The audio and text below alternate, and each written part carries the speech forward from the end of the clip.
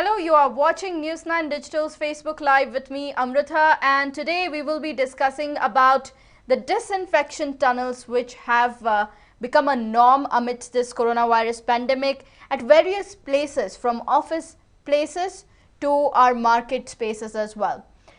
Now, in the latest, the central government, replying to a petition in the Supreme Court, has agreed that the disinfection tunnels are in fact harmful and they do not kill any sort of virus. To speak more about the disinfection tunnels, we also have allergist and immunologist Dr. Sitesh Roy from Mumbai with us.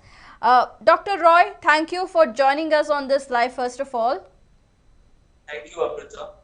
Dr. Roy, my first question to you is, how are these disinfection tunnels harmful to people, and in what way can they cause an adverse reaction in us? So, Amrita, the first thing that's important to understand is that these disinfection tunnels were designed with the assumption that the virus is present on objects and surfaces and hence might be present on a person's clothes or bodily carrying objects. And what good research now in the past 6 months has shown us is that really the maximum source or reservoir of the virus is actually in the person's respiratory system, in their nose, sinuses, mouth, throat, lungs, and not really on objects or clothes. These tunnels basically provide a way for a disinfectant substance. The most common one being used is sodium hypochlorite or bleach. Yes. Or something called chlorine dioxide to be sprayed in a very fine mist onto a person.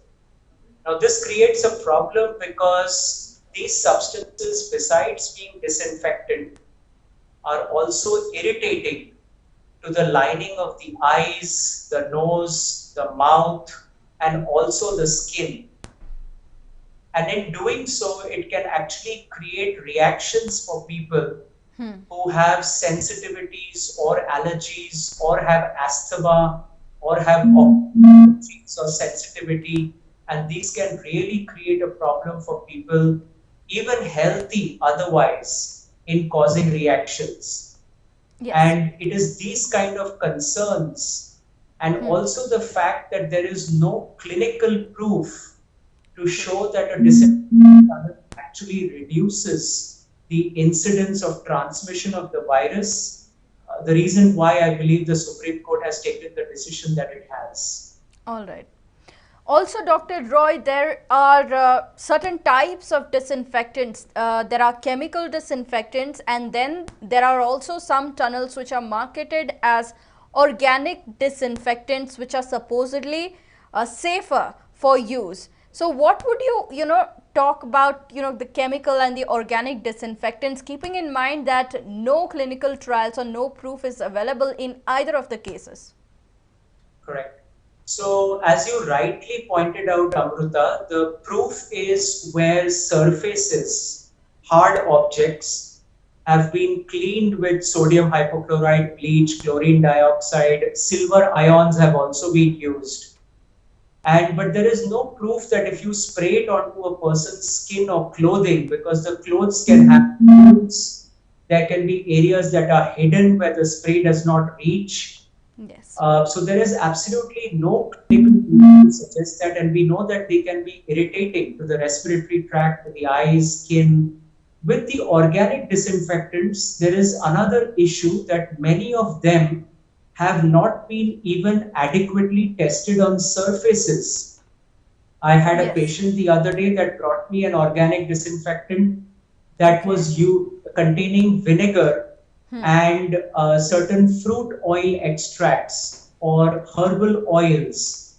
And when I did a research to find out if these had actually been tested against old coronaviruses or for influenza virus, I found that there wasn't enough data and there was no clarity on the concentration in which these oils or these substances were being used. People have also used glycerin.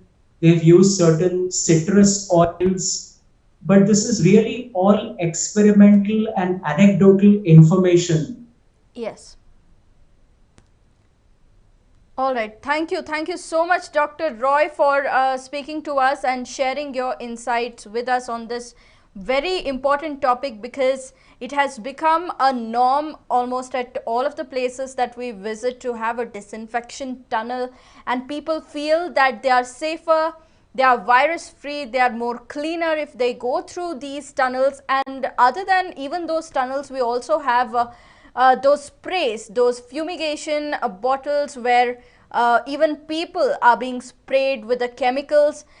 Even in some salons, some hairdressing salons as well, people are using these kinds of method without having any scientific proof or evidence to back up these claims that these are actually safe. Now, the Supreme Court has also rightly asked the center about why are they coming forth with the answer to a petition now.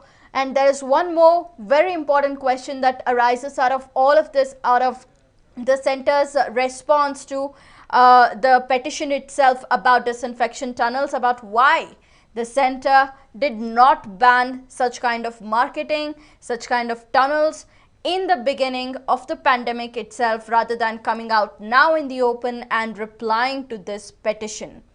Keep in mind that these tunnels do not have a scientific proof of actually working. They might have a physical as well as psychological side effects, and the long-term effects of using these tunnels regularly will only be known after a certain amount of time. You can leave your opinion in the comment section down below. Also like, share and subscribe to News 9 Digital. Thank you.